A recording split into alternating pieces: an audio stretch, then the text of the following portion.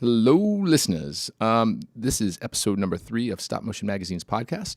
And in this specific podcast, you're going to find an interview with the wonderful, talented, and amazing Simone C. Williams. She is a costume designer, a seamstress, a monster suit maker, and she works in a number of areas within the TV and film industry, meaning she'll work in puppet making of the costumes, and she'll go over to making costumes for live action or even working in the monster suit section of things. So she even worked on crank yankers, believe it or not. So what's great about this interview is you're getting a wide spectrum of knowledge and kind of experience there. We kind of go off the rails, and I should mention that I made a mistake. Yngwie Malmsteen is not bald and fat. It was a poor comment on my end. I'm actually a big fan of Yngwie, and I actually wanted one of his scallop guitars when I was a teenager really badly. But anyway, if you don't know what I'm talking about, you'll find out later in the podcast when we start talking about musicians and heavy metal and stuff. But for now, let me just leave you with this. The magazine is still live. We are producing currently zero, how do I say this, bi-monthly or quarterly issues. I'm trickling out maybe 2 more issues over the next 3 months. Or 6 months. And the reason for this is because of a massive, heavy work schedule where this interview is actually conducted at Bixpic Studios on the TV show Tumbleleaf. And I'm still playing catch-up after production has ended and it's aired. I'm still playing catch-up. I actually did a stint on Toys R Us commercials and whatever else. And let me tell you, it's hard to get back in the groove of making these magazines. But making a video, making a podcast is a lot easier than actually producing a magazine. In that regard, there will be more issues. And then after this 2015, hopefully around 2016, we can get back in the swing of things and I can start producing quarterly issues again. And yay. All right. So with that, let's get going. Enjoy this interview, and please feel free to send me emails asking questions. I actually love responding. If I don't respond right away, it's probably because I'm swamped, but I love responding to emails, comments, and keeping communication between you guys. And so let's rock this. All right. So we're here with Simone C. Williams. Let me do that again. We are here with Simone C. Williams, right? Yes, correct. Yes, okay. And then your profession in the stop motion world so far has been as a Costume maker. Okay, costume maker. Costume maker. What's the difference between that and a seamstress? A costume maker has to do all of it. They have to be a seamstress, they have to be a tailor, they have to drape patterns, they have to do crafts, they have to paint stuff on the costume. Everything. Top to bottom on the costume. Okay, gotcha. Cool. So you started out where? Was it live action or stop motion? Live action. Live action. Yeah. Cool. What was your first production? My very first big gig would have been the Country Bears. Disney's The Country Bears. Really? Wow. Yeah. Cool. So I do live action, but I'm mostly from creature special monster effects world. Oh, very cool. So you do, what was that? What would that entail? That's called fabrications. Okay. Also Okay. in the creature monster world in the shops. Sure. And it's still sewing. It's still whatever's needed to get usually the costume on the performer, or if it's like a giant puppet effect. Okay. A lot of spandex, a lot of fur, a lot of fake fur, a lot of snaps, a lot of webbing and buckles, and Country Bears was awesome. Country Bears was sort of like hints in using dinosaurs to make big bears. Okay. The Dinosaurs TV show. Yeah, totally. Love that show. Thing. It's like initiation by fire, huh? Yeah. Like getting you in there. But I mean, I was an assistant. Assistant, like a very tiny cog in a big wheel. Oh, It takes tons of people to get all this stuff made. Oh, yeah, definitely. Yeah. It's just like stop motion. There's a lot of people involved, but it's probably far more with the live action. Yeah. Yeah. And it's a bigger scale. So a Yeah. lot more materials. Yeah. How does it compare work-wise when you're creating an outfit or design for puppets as opposed to like doing a large figure or a person? For stop motion, because of the nature of it, the actual work that happens is the animator animating, and they move slower. Okay. Everything seems to be at a different pace. Okay. And by that I mean you need to work all day. Yeah. But they're not expecting you to pull it out of your butt in 4 days because the animator has to animate. Totally. So I think it trickles all the way throughout, just that different pace and a different attitude, and no producer asks for stop motion unless they want stop motion. Okay. There's no question that, well, we have a practical effect. It's kind of competing with the CGI version of it. We don't know what's going to happen. Like, no. Mm-hmm. If it's stop motion, then it's stop motion. Yeah, exactly. I don't take that for granted because, the jobs for the creature stuff are changing. They are going up to VFX, Sure. And that's been happening for almost 20 years. Yeah. It's not like a new thing. I don't think it's going to go away, though. I don't think the work will diminish in a lot of areas. Oh, it's diminished greatly, yeah. But as fully going away, it's going to end up being a niche thing, and then it'll probably blossom again. It'll probably come back in another way. Yeah. It's so the stop motion's kind of got the trend right now. It's kind of going really well and really strong.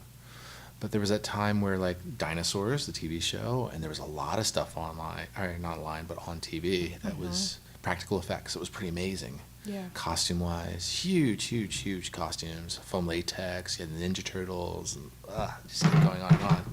But yeah, so do you do molding and casting as well? No. Okay. I thought about it for a split second. I did some of that in school. Mm-hmm. And you actually have to pick and choose. In stop motion, I don't think you do. I think because it's almost a microcosm of bigger stuff. But if you're going to work in the bigger stuff, you actually do need to specialize. Sure. When I hear people say, "Oh, I can do everything," to keep working and keep getting hired, you need to deliver fast and quick and be focused. Really good at something. Yeah. Exactly. Yeah, that happens. Yeah, I will take, because I can do almost everything. Yeah. Almost in the stop motion world, but there are some things that I'm stronger at and some things that I'm limited at. So I will take jobs. And I'll have to hire people on to do, let's say, lighting or some type of fabrication that I can't do, or animating at a level that I can't animate. So have you ever been on a project where they basically were like, hey, can you do this? And you were like, maybe not, that kind of thing? I would have to say, yeah. I would have to Sure. say I've never backed myself into a corner by, sure, I can do that, and then fib, and then try to learn my way through it, because the stakes were too high. Oh, yeah, way too high. Yeah, you could see where they needed it done and had to look a certain way, and why fib? Oh, no, you can't fib. Well, the best policy is honesty. So Yeah. if you're going to be honest with people up front, it's really important, especially when money's involved or deadlines are involved. And I think a lot of times trying to appease somebody by fibbing about something or even staying back a little bit, being nice to them about it. Okay, you're fine, blah, blah, but really not being honest about oh, no, we can't do that. Yeah. I think that happens a lot in the industry, and then deadlines get pushed back. And so do you have to deal with that with people saying that they can deliver and they can't? Actually, no. I've gotten into this great position where I'm kind of part of a team of people. We keep getting hired together. And a couple of them usually supervise me and call me up when it's time to work on something. So we're kind of like Navy SEAL Team 6 for costumes. Yeah, you guys are a tight-knit bunch. Yeah. It's pretty cool. Yeah, it's not any kind of nepotism or favoritism. It's just we really are the team that I don't trust anybody else if I need help. Yeah, and they don't trust anybody else. It tends to be that way in the industry for a lot of people, too. Yeah. You rely on the people that you trust, and then you kind of bring people up through the ranks. And did people do that with you as well? Bring you in and pull you up the ranks slowly? Or? Yeah, you know what? The 4 people I'm talking about, I've known for 10 years. Okay. So I'd say that's pretty serious. Yeah, that's pretty serious. But we've had we've been in the trenches together with what we talked about, TV and movies that the deadlines are different. Oh yeah, totally. We've learned how to pull stuff out of our butt overnight. Wow. And we kind of know what we know all the rules, and then now we know which rules to break. Sure. Get it done. It's camera ready. It looks great. People are happy.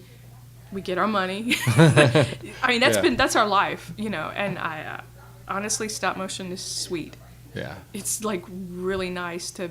Okay, I know I can get it done fast, and you appreciate it, and everybody's really happy and easygoing. Oh yeah. It's a level of detail too that's astounding sometimes. Yeah. You look at the detail and it's like, wow, you made that. you know. Yeah, and then, oh my God, with HD, Oh, yeah. you know, we didn't have it. 10 years ago, we didn't have to worry about HD. No. You know? It was SD, and it was like, oh, it's a little fuzzy. Who cares? Yeah. You know, you can get away with things. You didn't see problems in the shots, and then Mm-hmm. eventually it gets blown up. And you're like, wow, yeah. I mean, I'm a geek, a big monster creature movie makeup geek. So I think like Sin City was the one. Oh, that wow. was the movie that that was what did it? HD, and you could see Okay. the makeup seams on like Bruce Willis's forehead. Uh-huh. You know, and you knew like, okay, stuff is changing. Yeah. And I think 300 was like that too. 300, you could see stuff in 300? I think so. They didn't airbrush it out in After Effects or Nuke or whatever? Yeah, I don't know. Was 300 an HD movie? It was It was a green screen. I know. It was green screen. They probably cleaned the crap out of that film. I Okay. wouldn't doubt it. But I wouldn't doubt seams and lines showing up. And as an expert, you're going to see it more than the average person. Yeah. Because when we work on shots, well, I'll give you an example. If I'm working on a shot and I see a tear in something, Uh-huh. I have to fix it. But sometimes you miss them, or sometimes you have to just let them go. Yeah. So, and then you guys end up repairing them after they come off the stages or whatever. The Yeah. outfits and Okay, stuff, but yeah. you know what the problem is now? Everybody wants to rewatch stuff a billion times. Oh yeah. It's available. Oh yeah. And You watch especially it it's in over and HD, over, yeah. they're going to see stuff now. Oh yeah. And then it's so exciting to post it online. Look Mm-hmm. what I caught the other night in the episode. Like, oh, great. Boy. Well, the 4K images that they're going to start, heck, the 4K TVs are coming out. I don't even know what that is. A 4K is. What's a 4K? Okay, so if you have HD right now, which is Uh-huh. 1920 by 1080, Okay. and 4K is double that. Well, no, is it double that? Yeah, basically. So it's double the resolution of HD, which is like 4,000 pixels, basically. It's a little under 4,000 pixels. Great. Yeah, across. Yeah, it's awesome. Can't Yeah. wait. Yeah. Sorry. I know. I mean, I know that you have to clean up after me It's on okay. these puppets. It's okay. Don't worry about it. Because it's actually, if you didn't have seams and stuff, or there weren't rips, or because usually it's wear and tear from the animators. Yeah. If that stuff didn't exist, I wouldn't have a job. That's So, true. All right. I live off of the imperfections in life. It's good. Yeah. That's very zen of you. Yeah. Thank you. Yeah. So please mess up more. Okay. Leave seams and rips. And stuff Oh my out. God. Threads hanging everywhere. Yeah. Yeah. So how many stop motion productions have you done? You can name quite a few. I feel like such an interloper. No, you're not, because you named like 4 probably so far that I worked with you Oh. on another production that I left unexpectedly, but on my own. I bet, accord. and that one's on IMDb. We can discuss that, right? I don't know. We can say we worked on Anomalisa together, which I probably won't get a credit on because I was only there for 2 weeks. Oh, okay. But we worked on that together. Yeah, and that's the you were one. doing stuff, and you worked on Community, The Community Christmas. right? Which you didn't get a credit for, but you Worked should have. on. Thank Yeah. you. You got it. Now we have this on a. It's documented. a podcast. It's permanent. There you go. Yeah. So, and then what else? Um, The one that we're currently working on. Currently, we're working on a project. Holidays was a Christmas special. Oh, I did that one as well. Yeah. And Wait. I don't know what happened to that. Wait, Holidays? I'm thinking of the wrong thing. I'm thinking of the music video I worked on. So it was Holidays. Yeah. Holidays was like a one-time broadcast, and it was Okay. sort of a Walmart-sponsored half-hour children's, Really? special. Okay. Yeah. Okay. And what was that one about? Christmas. That's all it was. But it was cute. No. It was Christmas characters. Okay, you know what happened? There's a Dr. Pepper commercial with a support group of all of the holiday characters. Oh yeah, I love that one. Okay, Holidays did that before the Dr. Pepper commercial. Oh, wow. So I'm wondering who created that Dr. Pepper, Oh wow. Pepper commercial. Sometimes it just rips other stuff It off. totally ripped us Yeah, off. yeah. Yeah, we had all the Holidays like sitting What around. studio was that? I don't know. Oh, okay. Holidays was Big Picks. Oh, okay. Yeah. Well, I saw. See, okay, here's where we get into funny territory about videos and stuff. I've seen a Bix Pix Christmas special. I've actually seen one. It was on Netflix for like a month. That's got to be Holidays. It's got to be it. Yeah, it was a reindeer. Yeah, it's about the reindeer, and Yeah. there's a little boy who helps him. Yeah. That's on Netflix, or it was on Netflix. Probably on Amazon now. Amazon Okay. Prime. But it has like the Easter Bunny. It has like 2 Halloween ghost girls. It has a turkey. Mm-hmm. Yeah, I think that's it. I don't think it has a tooth fairy. I don't know who the it does have a tooth fairy. It's like a weird old man. Okay. Yeah. I didn't watch it the whole way through. Aw. Yeah. It's one of those things when Christmas comes around or Hanukkah or whatever, it comes around and you're at home and you put something on and then it's like, it's time to eat. Okay, I'll eat. And then you forget all about what you were doing. Yeah. Okay, but remember we were kids, we used to sit still and we'd Oh, watch yeah. Rudolph Kids don't sit still and anymore. Frosty. No, but those were. Oh my I still God. sit still and watch those. I can watch those almost endlessly. Mad Monster Party. I keep That watching was- that one. yeah. You know, Nightmare Before Christmas. It's always a staple. Costumes on those puppets are all glued on, right? See, I don't know. I haven't think- researched them enough. I think they're all glued on. To me, those were so awesome. I don't know. I almost thought they were sculpted as part of the puppet. It didn't even occur to me they were fabric. Sure. You know. Sure. Well, the reindeer, in a sense, were. I mean, I would have to talk to Screen Novelties guys to find out 100% because they actually do some. Oh, some I've stuff on those. seen. Yeah. I Yeah. know one of them who the wife refurbed. Oh yeah, Rudolph. Seamus's wife. He's yeah. pretty big. He's, Yeah. Yeah. And there was His all scale's big. flocked and stuff. But when you look at it, it looks like there's a seam where they sewed him up. Oh wow. It's pretty crazy. Now, when I went to Japan, I was hanging with the Dwarf Studios, and they were showing me the Domo puppets and then the Komoneko puppets. I don't know if you know what Domo is, but it's this big brown thing that is like looks like a giant brownie with big teeth. His mouth's always open. Oh, yeah. That's Domo. So there's a whole interstitial thing for NHK, which is a TV station back in Japan, and they use these characters. Well, the creators of that went and made another thing called Komoneko, which is about a little cat that's actually a stop motion animator. Oh. But the little kid cat animates up in its loft or something, and it's a whole family thing. It's cute. So they look like they are sewn together. But it's deliberate. You can see it. You can see the seams. Yeah, it's pretty cool. I mean, you have to look when you look, but you would definitely see. Oh, there's a seam right there. Or they take the felt and they brush it. They brush the felt Yeah. to cover the seam and stuff like that. So it's actually kind of interesting because it's kind of a mix between puppet fabricator and clothing fabrication that kind of go hand in hand in those sense for the puppet making side of things. You know, do you do stuff like that? I mean, Unless it's called for. I don't Mm-hmm. know. I think when we get hired, we are so busy making the actual clothing pieces. Mm-hmm. You know, very rarely do we get to help with the puppet. It just depends. Sure, the sure. particular project I'm on now, they glue a lot of fur on, sure, yeah. and it's just been strictly fabric clothes. Yeah. Clothes look awesome on the Yeah, project. thank you. You got it. Yeah. So fabric-wise, are you using stretch cotton, 4-way stretch cottons, or We, because it gets tough because then there's denim, there's lycra, there's all this other materials that are out there, and I think a lot of people when they start to make costumes, they don't really think about the type of fabric that they're going to use Yeah. and animate. So they end up making a stiff outfit, and you can barely animate that outfit. that was a big deal. Yeah, the supervisor who actually started the whole project, and she was swatching and working closely with Drew, the director. I can say names, right? Yeah, totally. Okay, Robin. Yeah, Robin sure. Sims Johnson, got here before all of us, threw together our shop, started shopping for fabrics, and then because Drew is an animator and Drew is the art director and Drew, it's his baby, Drew Hodges, yeah. he knew what to advise her on, so Yeah. a lot of the fabrics were picked before I even got here, Hmm. all of them. But it's different for every single garment, but definitely for limbs that need to move. Elbows need to move, knees, hip joints. We've been working with the stretch fabrics, and then chatter. You got to worry about chatter. Sometimes you want a fabric so badly, Yeah. and Do you use like a stiffener on there? Like we definitely starch it or something? do some stiffening. Yeah. What kind of stiffening stuff do you use? There's a lot of Spray? iron-on things, interfacings, and I mean these are just standard at fabric stores. Sure. We do that. You iron them on the back side of the fabric. Yeah, itself. on the wrong Yeah. side. We've worked on projects where we put foil in, Oh, weird. and then a lot of the animators were like, we can't do this because we bend at one time, and can't get it to smooth back out. Right. So what we need is some kind of Area 51 foil that you can bend and then bend back out. Sure. we need that magical thing. But you know what? One of the biggest things, the biggest caveats is make the costume tight to the puppet.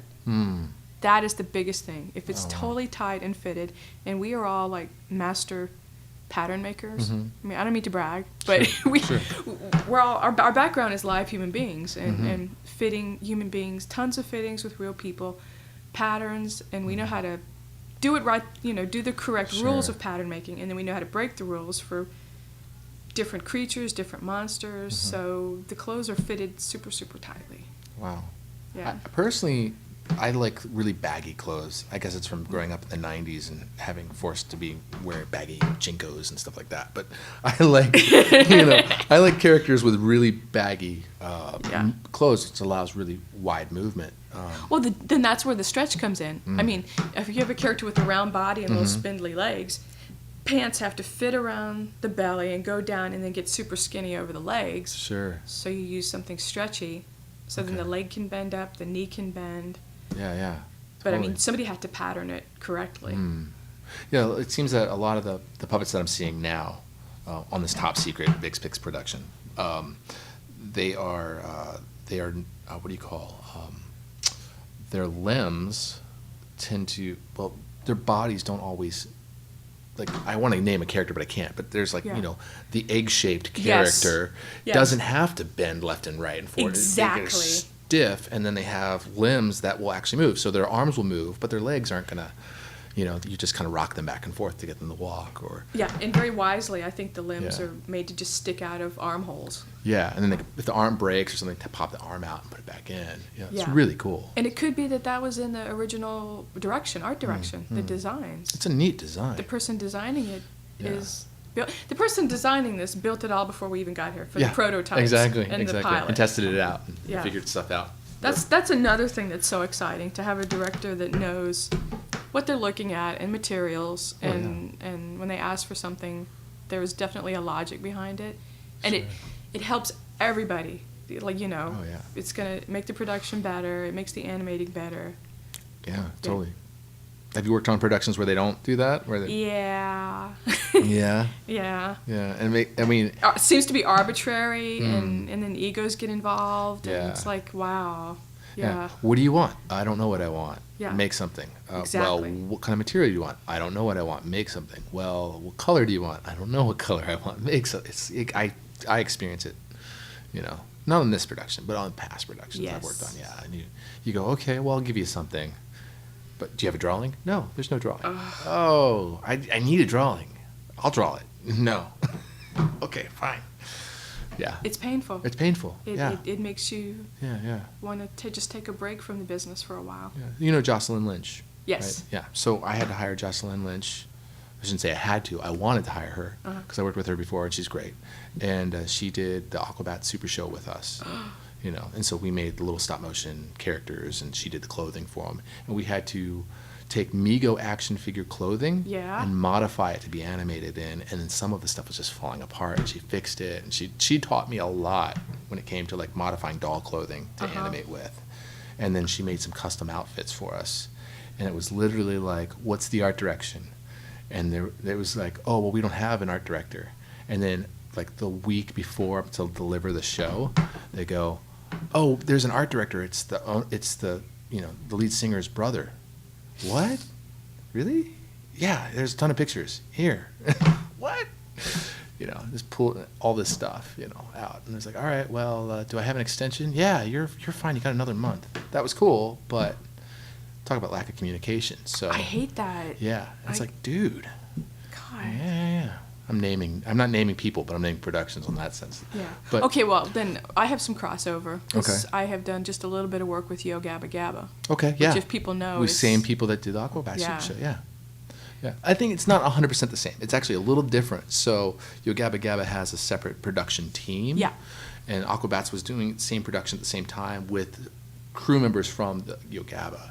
And Yo Gabba, from what I've heard, was Puppies and Kittens from, a friend of mine who worked on it. Puppies and Kittens? What does that mean? It means they loved it. It was like, oh, this is so cute. This is great. Every day was an adventure kind of thing. On Yo Gabba Gabba? On Yo Gabba Gabba. Yeah. First season of Aquabats was the same thing for me. It was Puppies and Kittens and Rainbows. It was really... Oh, I want to steal that from you, because the current job I have right now is Puppies and Kittens. Yeah. I talk about other studios as either Puppies and Kittens or just Hell and High Water. Oh, so, okay. Yeah. Got it. Yeah. Big Pix is Puppies and Kittens so far. Yeah, and there's lots of puppies here, in fact. Oh my God. Dogs are nonstop. It's like, feels like summer camp a lot of the time. Yeah, it does. It does, definitely. Do you have other studios that you've been at that are kind of like that, where they have crazy, fun hangouts, adventurous The stuff? biggest, you know what, the biggest, longest gig I had was Crank Anchors. Oh, wow. You were on that? Yeah, the first Cool. season was in New York, Mm-hmm. and then the costume designer and supervisor was Carol Binion. Jimmy Kimmel and Adam Carolla took the show out here to L.A. Mm-hmm. And so the remaining 4 seasons were L.A., and I was on those with Robin and Lisa, who has also worked on this current Bix project. So yeah, that's how long we've known each other. Wow. But Okay. but we were very isolated. I mean, we were in a costume shop far away from the soundstage. Uh-huh.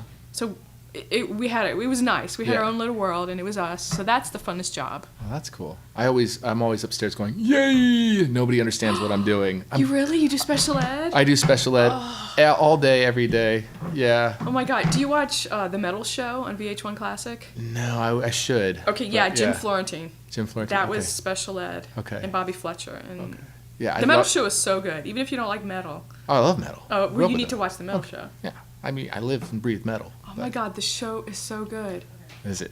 They just Cool. sit and they just off the cuff. They whoever they get, they are such geeks. They interview them. Uh-huh. I'm sure they wrote the questions, Sure. but it feels like they're just talking and they have they know the liner notes of all the albums, and Cool. the guests are good. Oh, cool. They don't get bad. So what guests. kind of stuff do you like? I mean, you like metal music, heavy metal, right? Yeah, I'm kind of new to it. I wouldn't have been caught dead listening to that in high school. Okay. But What like- did you listen to in high school? A lot more new wave. Oh, okay. A lot Okay. more new wave and Yeah, rock and Okay. not top 40. No. No way. Okay. Yeah. What else? What was the question? Life? I Like, don't have a life. I don't no, really no. have a life. No, but what do you listen to? I mean, what do you do besides this? Like, what inspires you Oh to like? God, I'm taking drumming lessons. No Rock, way, really? Rock drums. Yeah, because I have a goal. I want Uh-huh. to be a granny in a rock and roll band. Oh, that's a good goal. Yeah. Can I play bass? Sure. I'll play bass in a rock and roll Absolutely. band. Sure. Absolutely. In fact, I think Done. I'm going to join a wedding band Uh huh. maybe in 10 or 20 years. So then I'll always have a gig on the weekends Sure. and then, be able to play. Yeah, yeah. But I mean, How- I just started taking drums like 2 years ago. Oh, okay. So you can do paradiddles then. Yeah. Awesome. I can do what are the other ones? The paradiddles and the I don't even know. I just know the paradiddle. Radima, Paradiddle. Radima. Okay, well, the teacher I had was really good. He had Yeah. this one wicked-looking sheet of music that you could see was all military, and it looked really scary. Yeah. But then you get into it, and Just doing it. yeah. Oh, that's great. Yeah. Yeah. I listen to a lot of bluegrass music when I'm working. Wow. Because it's nonstop, just I just Ooh, I don't know about that. yeah, it's tough for a lot of people to listen to, and sometimes I'll pop the little thing off the back of the computer so that it blares loud, and everybody's like, whoa, just to tease them, because banjo. Yeah. Everybody hates the banjo except somebody that listens to bluegrass. So But okay, you know what I realized is in person live, it's a beautiful it's awesome. instrument. Well, you can put bluegrass banjo in heavy metal music. It's amazing how many instruments Yeah. you can put in heavy metal music. Ingve, Yeah. Malmsteen. Oh yeah, it's awesome stuff. Yngve, the big guy now. Have you seen him lately? Is he fat? He's big and he's bald. Oh my God. Yeah, he's Yngve. Oh, don't lose your hair. That's Don't the lose your worst hair. thing for a heavy metal dude is to lose his hair. No, I think it's fine. Oh, the guy from Queensrÿche looks good though. He shaved his head. He did? Yeah. Rob Halford looks good. Cool. He shaved cool, his cool. head. Do you know the band Live? Live? Yeah. Yeah. Throwing Copper was the album. Yeah, but back he in the shaved his 90s. head a long time ago. He did, yeah. But I worked with him, and he had a little Hare Krishna kind of thing in the back, and he got rid of that. He's like, goodbye. Why did he get rid of it? I think he was being associated with an organization and didn't want to be associated anymore. Oh, with Hare Krishna. and stuff. Yeah, I don't know. It's fine. It's fine. They're good people. I go eat at the restaurant down in Venice Beach. So, yeah. Anyway, off the rails. We went way off the rails. So, clothing or puppets or filmmaking. What kind of movies do you like? Oh, Like, what do you watch? man. Because you make Okay, puppets, right you work on all now- this stuff. Right now, I Yeah. need to see Noah.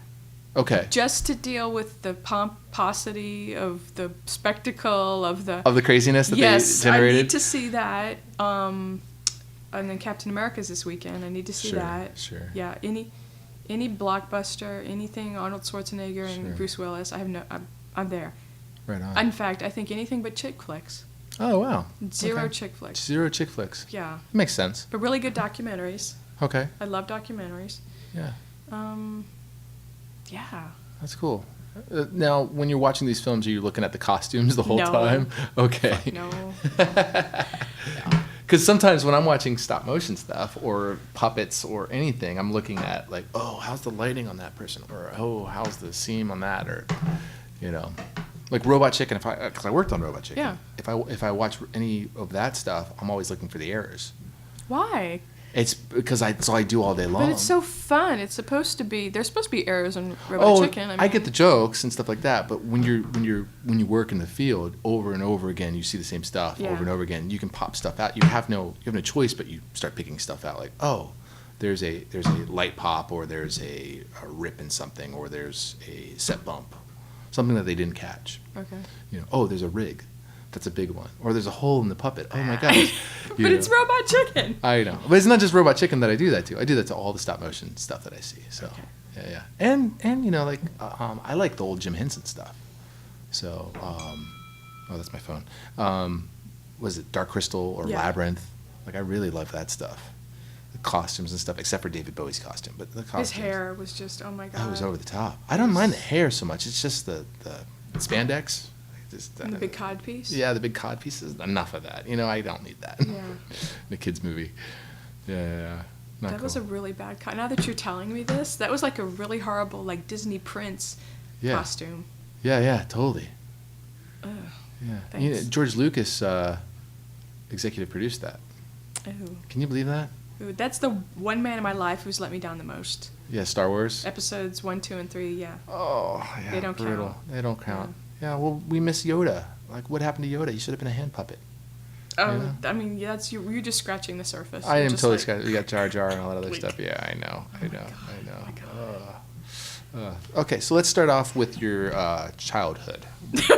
Okay, Freud. So with Tell me about your mother. Tell me about your mother.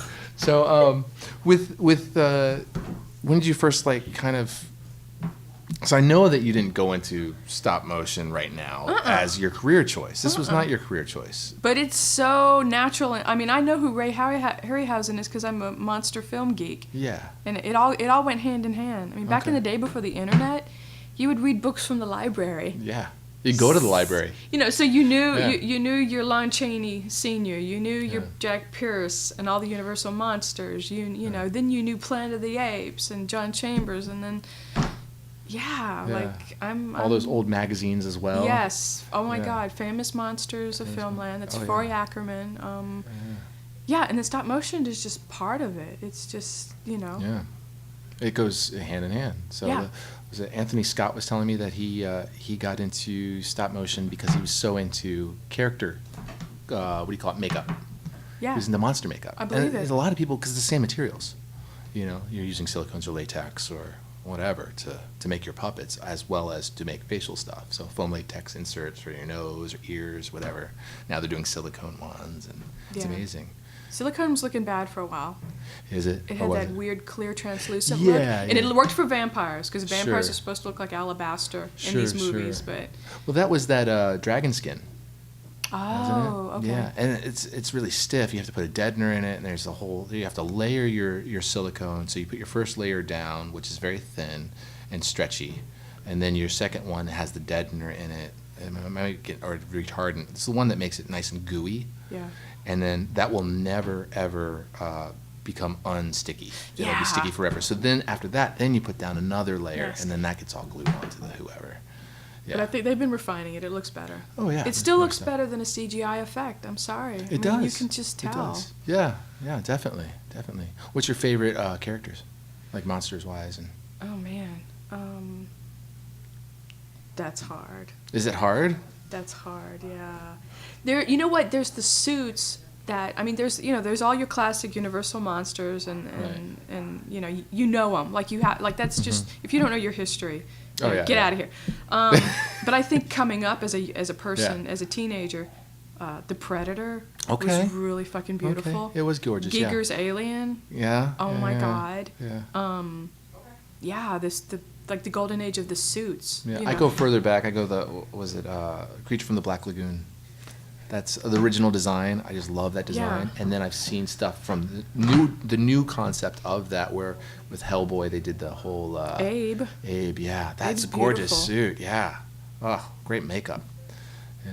Yeah, I was working on a book about Superformers about a decade ago. I never finished What's it. a Superformer?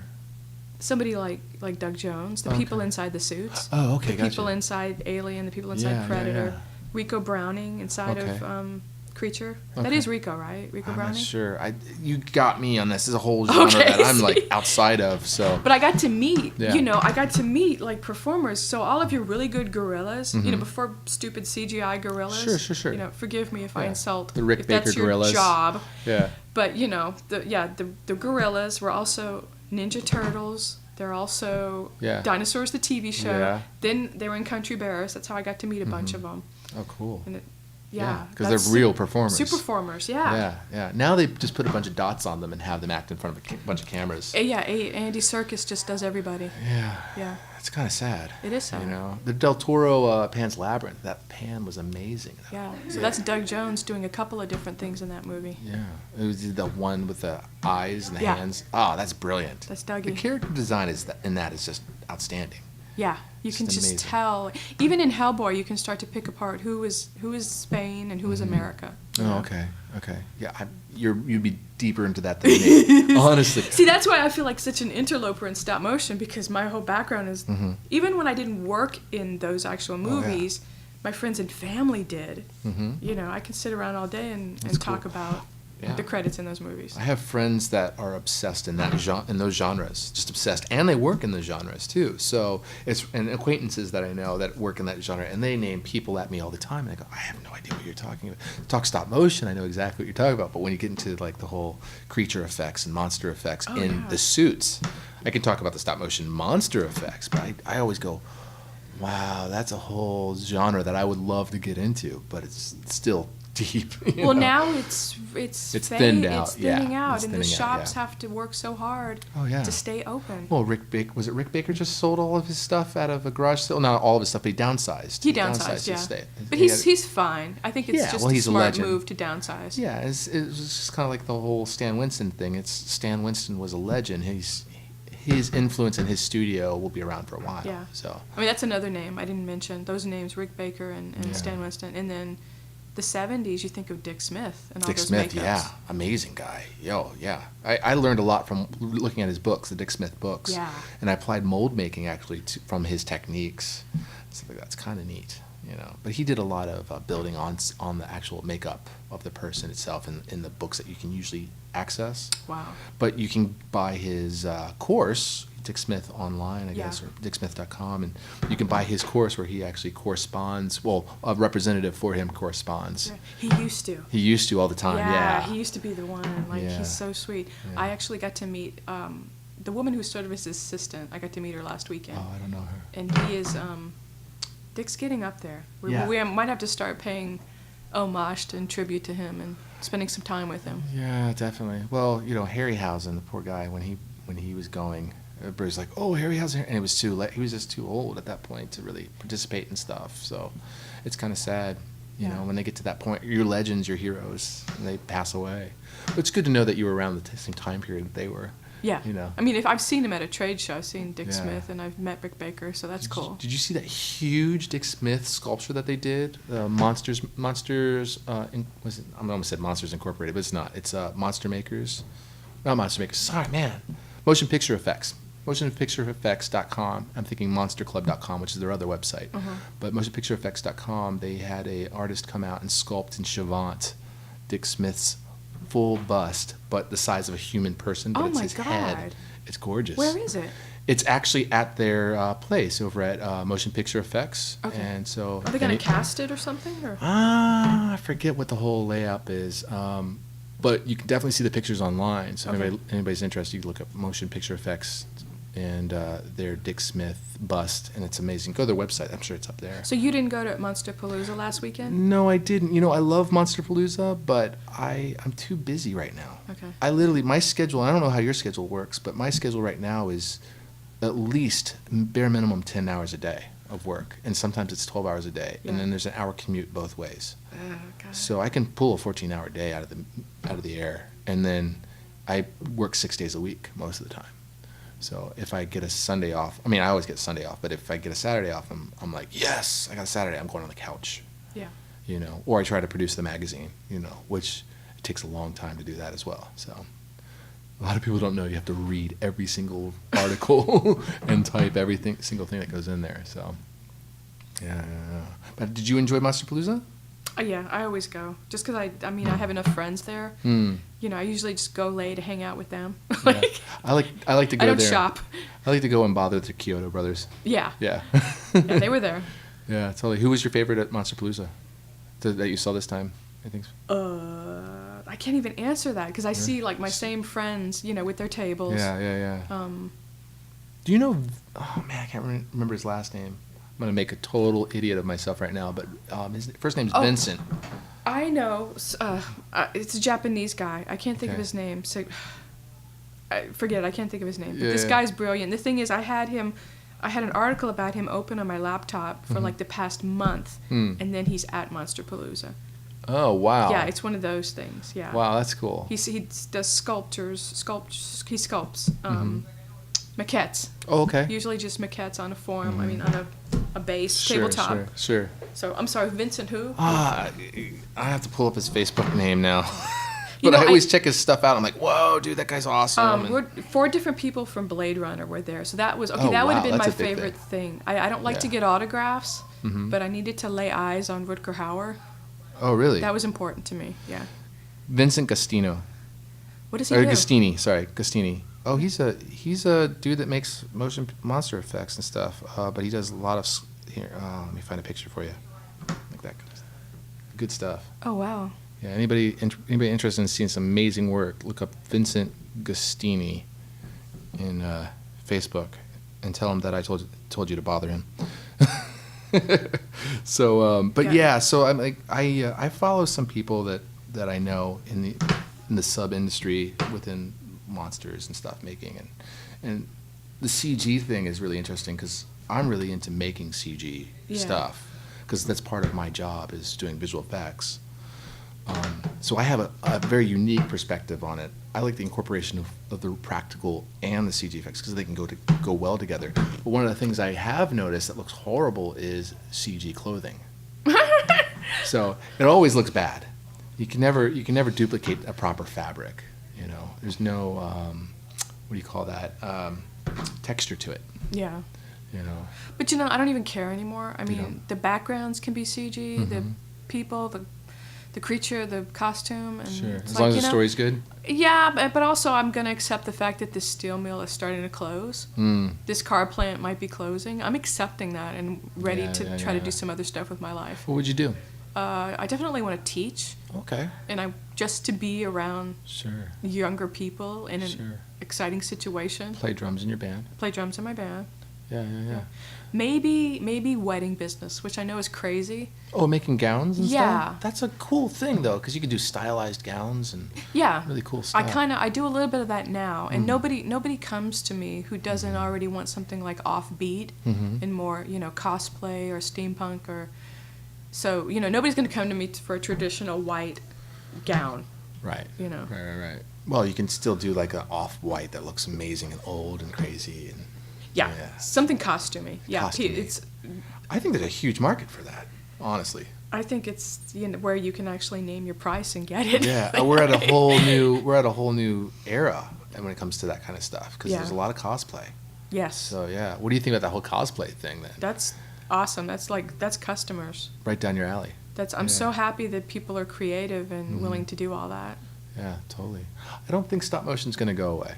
I think it's going to stick around for a long time. But I do think that the avenues that people have pursued in the past are closing. So like monster effects for stop motion, definitely closing because I had a talk with a long time, I can't remember his name, but old timer stop motion guy that did the creature effects.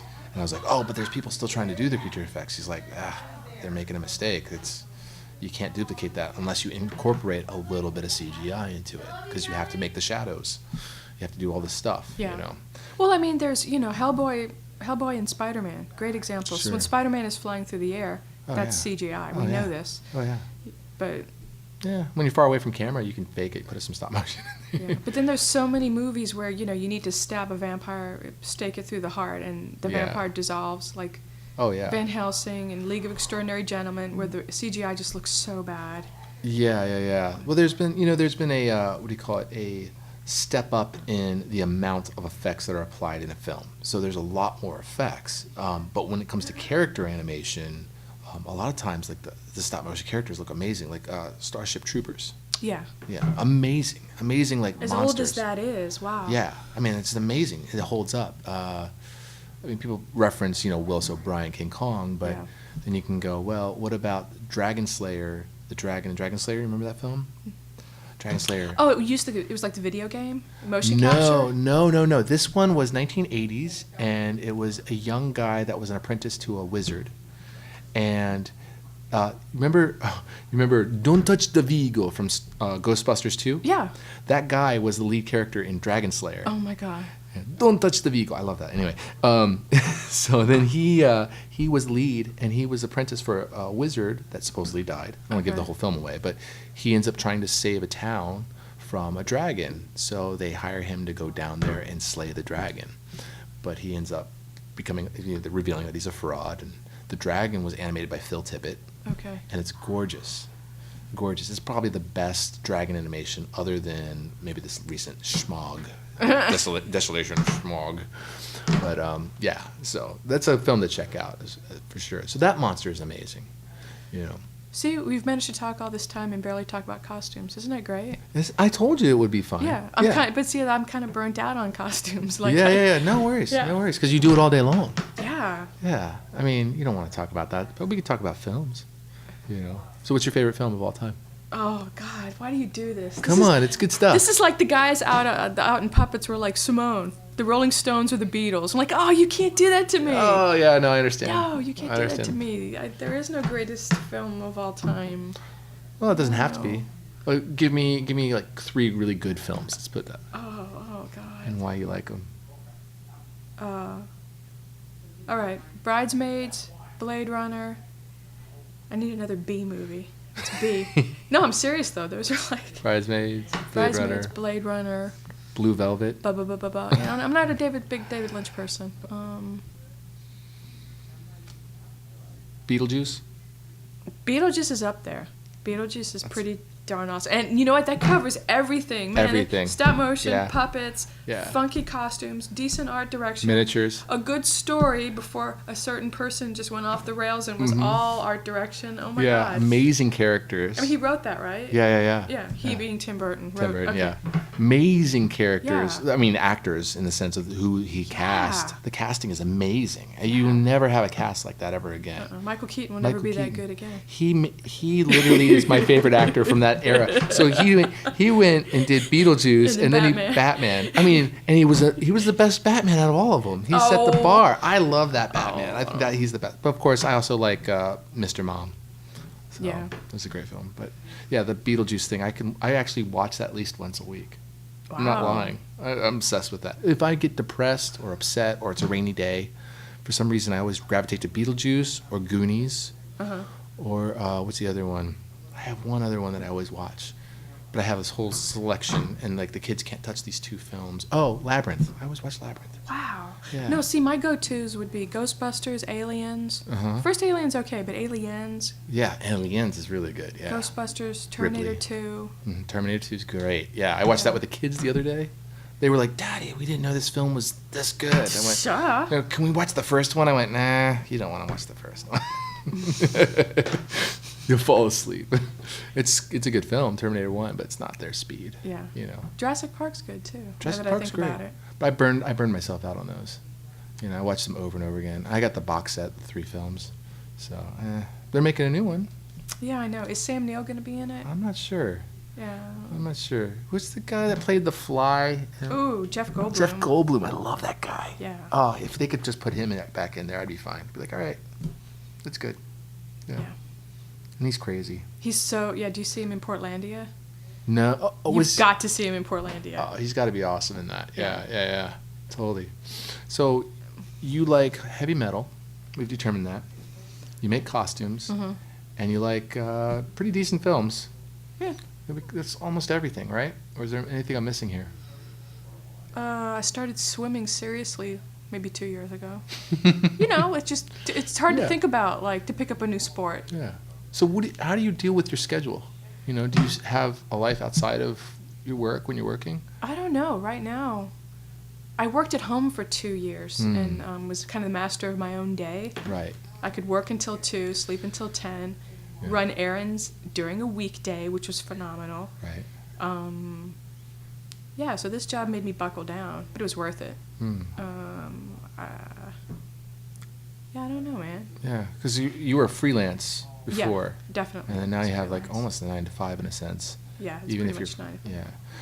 Yeah. I do notice I have zero interest in mainlining TV shows. Everybody is like, Oh yeah, they're chugging them down. yeah, who are you caught up on? Game of Thrones or House of Cards or this Walking and that? Dead or, I have not. I will not sit for hours at a time mainlining a bunch of episodes. I can. Maybe Only a couple of them though. Yeah, but then I'm actually out of that whole thing. I can't do it because all the ones that I was mainlining, and they're like was it Farscape and all that other stuff. I've never sci-fi seen ones. Serenity and Firefly, and I've only watched trouble. like 3 episodes of Serenity, and everybody's like, "Oh my God, it's amazing."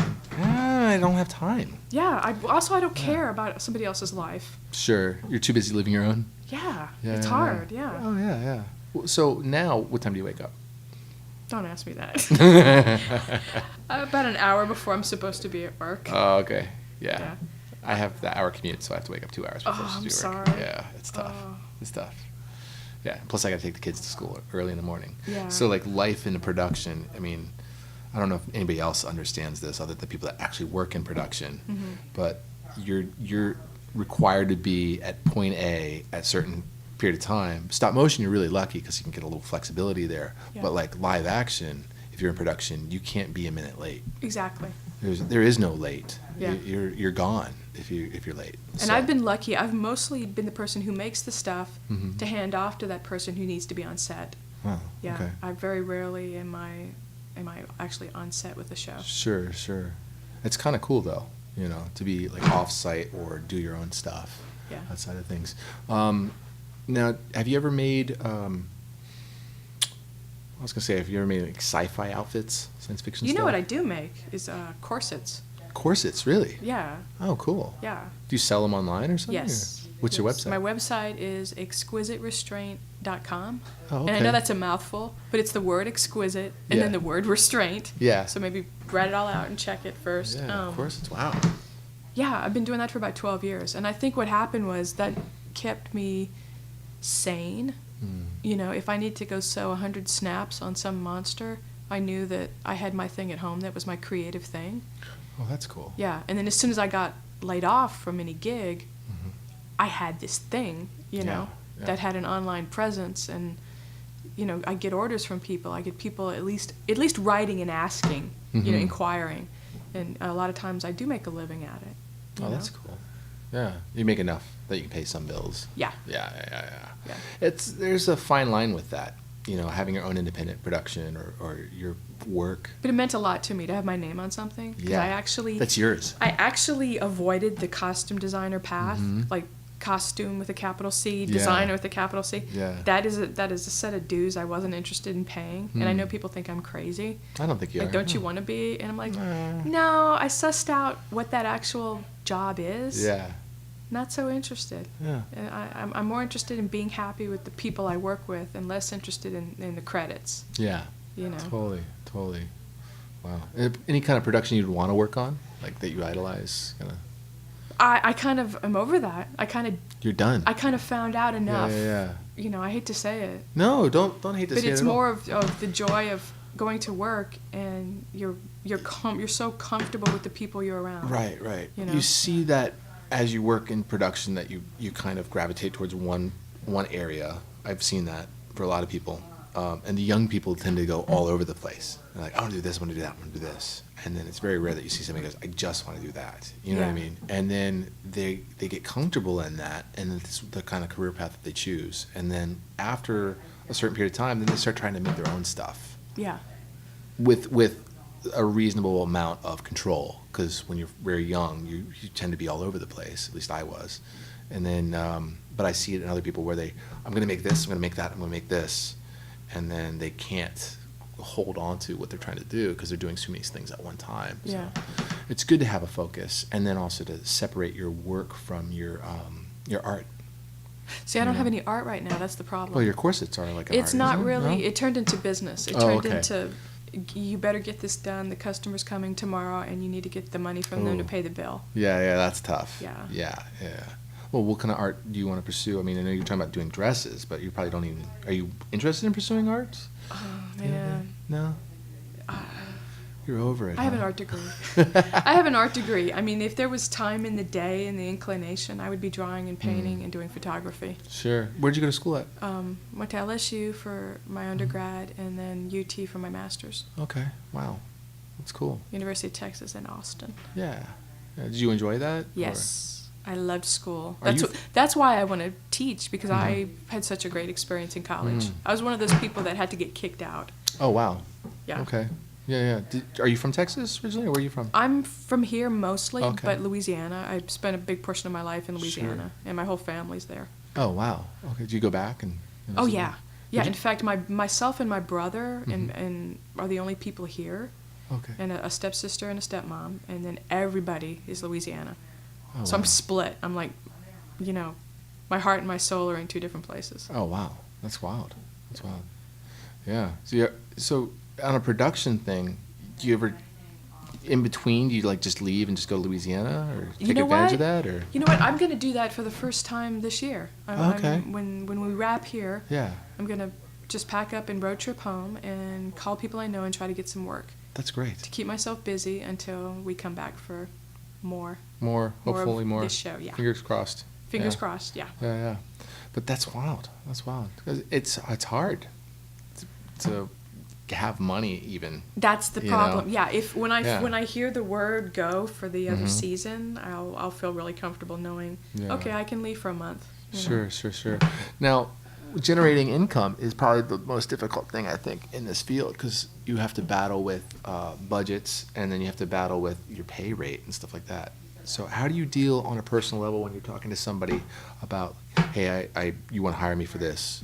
Can you tell me your rates that you want to pay me at, or do you say a number to them? I can tell you one thing with the creature shops, which is primarily, even though I do people Sure. costumes, I've never actually worked with a television show or a costume house. It's been these creature shops. Sure. They ask you your rate, Oh, wow. which is kind of strange. You might be rubbing elbows with somebody at a very different rate than you. Yeah, and that can be very difficult. Yeah. I hate to do business that way, honestly. Yeah. I'd much rather say, you tell me what you can afford, and then I will tell you if it's acceptable for me to take that position at that rate, Yeah.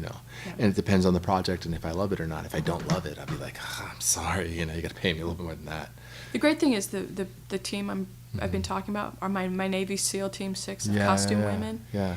We all know what we need to make, so Sure. they'll call me. Sure. Hey, we have this thing. It's such and such an hour. Are you available? Oh yeah, I'm available. Hell yeah. Do you, with your team, your how was I going to put this? Basically, like, when you're working together, is it like you call them up ahead of time and say, hey, we're going to do this, or somebody takes the lead? Oh, they call me. Yeah. They call you? I have yet to supervise Oh, okay. them. Someday. There's like 4 of us, and I think now there's a fifth musketeer. Can you name them? Sure. Yeah. It's Robinson Johnson, Carol Binion, Lisa Davis, and Michelle Dunn. Oh, cool. And that we're like, we know we can call each other up. Here, please do this. Sure. We have a shorthand. We have a way of communicating. We know how good the other people are. They're going to get it done. Yeah. Everything is about the deadline. Yeah. And It is. It's Yeah. definitely about the deadline. And it's about relying on each other. yeah. It's like, hey, I need you to stay a little later to finish this. Can you do that? Sure, I'll be there. Those are the people you can rely Yes. on. Whereas the other ones are like, well, I got this thing. I got to go act in this thing. And Well, dude. what happens is you have an end date. It's a finite amount of time. Sure. So you're willing to, we have to stay tonight. We have to get it Yeah, done. you got to get done. And then when you're working on something for a longer amount of time, Yeah. if somebody's like, I got to go, Do this. I really want to go that. do this audition, I'm going to get this when we wrap here. Like, please, we cover for each other. Like, go. That's go a little do different that. than what we have to deal with upstairs sometimes. It tends to be like people schedule, right the day before a deadline. They schedule something. You go, that's a Friday. That's deadline day. Yeah. You can't do that to us. Oh well, I have to. And then you have to my find God. you have to find a sub. Visual effects is really tough. We don't have any subs. That's another thing that's crazy. We all joke amongst ourselves. So like, let me show you what I just did on this thing. I'm going to put it in a plastic bag in case I get hit by a bus. Oh, wow. That is our running joke with each other. Wow. You know, and Sure. we don't call in sick, and Sure. we have never gotten hit by a bus. No, you can't call in sick. Yeah, I don't call in sick either. Because you're going to be done. Either in 2 days or 2 weeks or 2 months, you're going to be done. So that's another positive thing I think about our business. If I had a corporate 9-to-5 job. There's no end. Forever. Yeah.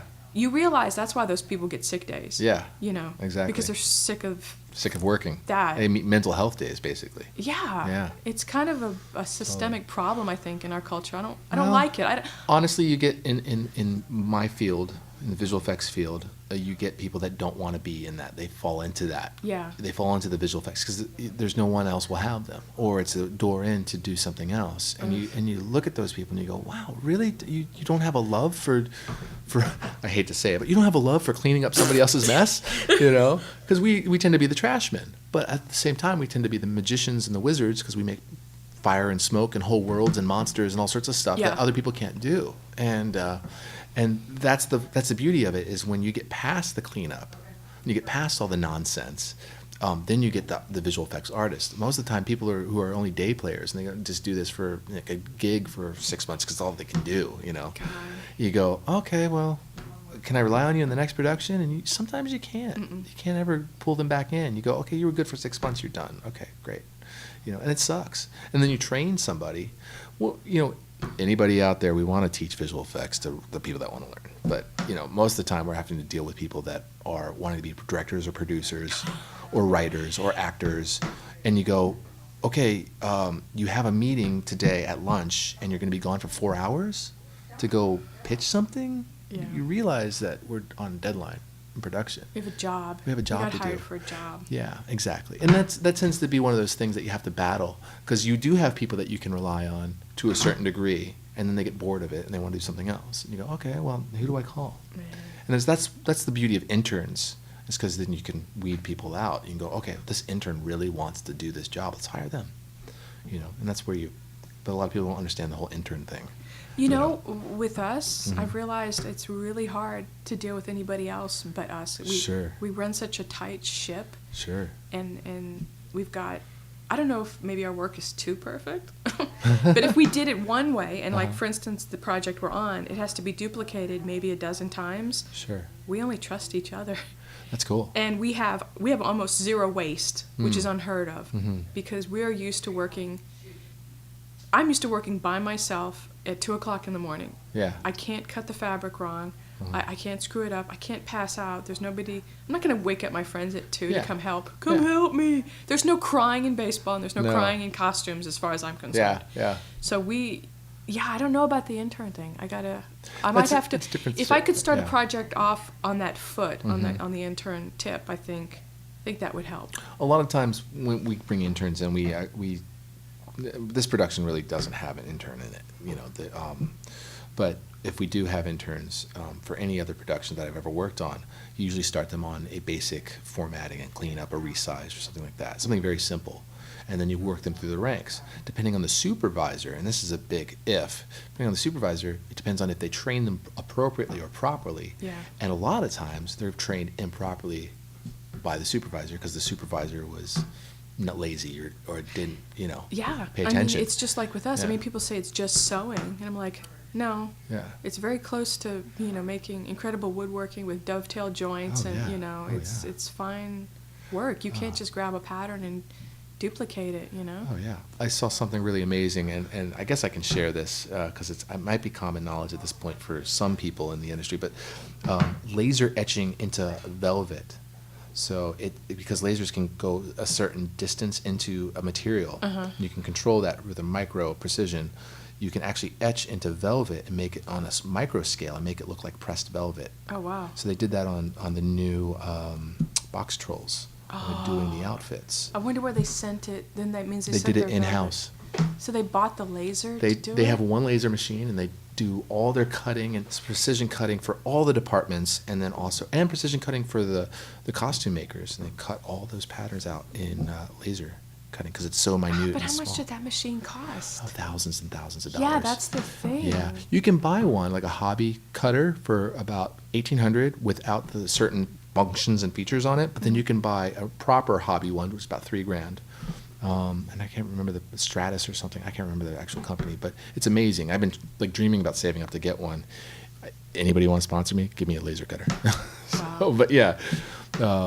Okay, about interns, I have a question. Sure. Is there ever an issue of you start to train people who are willing to work for free and they take your jobs, or they make so much less money than you? That's a big fear. So Yeah. here's the thing, and I'm paraphrasing. Oh, I should say paraphrasing. I'm copying somebody's saying it here. But anyway, the here's the thing. Anyway, I'm random. I'm being random. Long story short, yes, there is a fear. It's a nasty fear, and it's something that you have to squash because people are going to hire you because of your skill and your knowledge and your personality and your expertise. And I've seen people come and steal other people's jobs because they underbid them or, and they're currently working in the field as supervisors or in other fields as supervisors. I've seen this. And one of the big things that you see is somebody didn't work out. And they didn't work out for X, Y, or Z reason. And somebody came in and filled that position. Now, is their knowledge as deep or is their ability as deep?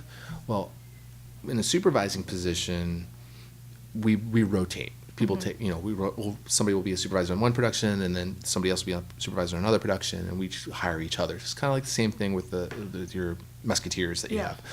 But when it comes to being a visual effects artist, it's very competitive. But what you start to find is that specifically in my case, there's a lot of people that don't have the same amount of knowledge or ability in a lot of areas. And you might think that they do, and you hire them and you go, oh, wow, they don't know how to do this, or they don't know how to do that. Wow, it's a hindrance. Oh, you can't roto to that fine level. I need to find somebody that can.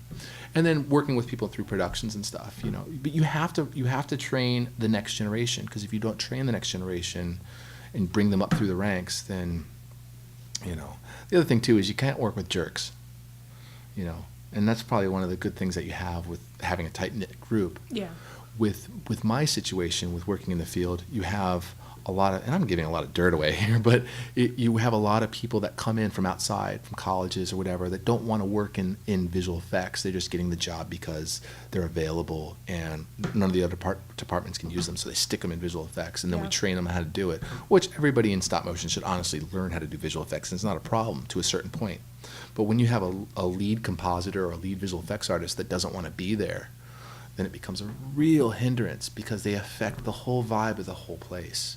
When somebody shows up from lunch an hour late, they're gone, or a half hour late or 15 minutes late. Oh my God. Or they show up to work an hour late and then they leave an hour early, or they miss something. It's nonsense. I'm so far removed from that. It's great that you I are. can see that the burden, the responsibility of getting it all done lays on me. Right now, currently, me and one other person. Sure.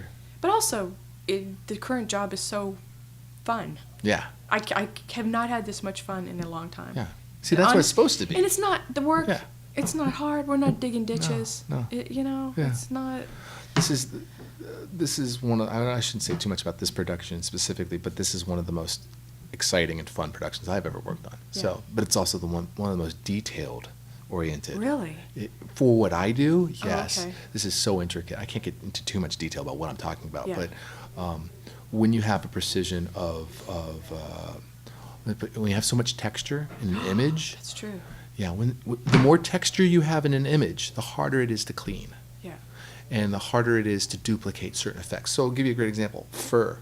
If you want to take fur and somebody puts a rig in front of a puppet, and you have to clone stamp or bring something in there to cover that rig, and you don't have any proper plates or any of this stuff, you have to either make it in CG or you have to take it from somewhere else and pop it back on there.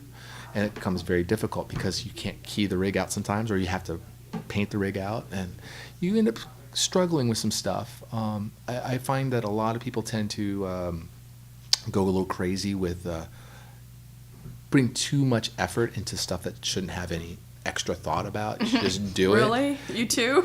Yeah. It's like you should just do it. It's not that hard. Just do it. Yeah, And stop fighting yourself. Because a lot of people fight the computer. You know, the computer is supposed to be your tool, and there's a workflow, and people miss the workflow. You know. So I mean, you're saying you have the same situation. Yeah. Yeah. Was it with? I can relate. I'm not saying anything. Okay. No worries. Let's see what we have here. Oh yeah. Oh. Yeah, we're at an hour and 7. So, so in closing, we can wrap this up right now if you want. Yeah, wrap it up. Yeah, go home, get out of here. In closing, all right. So I have to do this whole closing thing. Okay. All right. Is this like the actor's studio now? Kind of James like Lipton? I will edit this. You know, I'll cut it down so that way we're not rambling on forever and ever and ever. You know what I mean? Okay. So, but in closing, what inspires you most in life? Do you have anything? Oh my God, you're catching me off guard. You're catching me at such an uncreative, impressive moment. Oh. It can be simple, complex, anything. I don't know.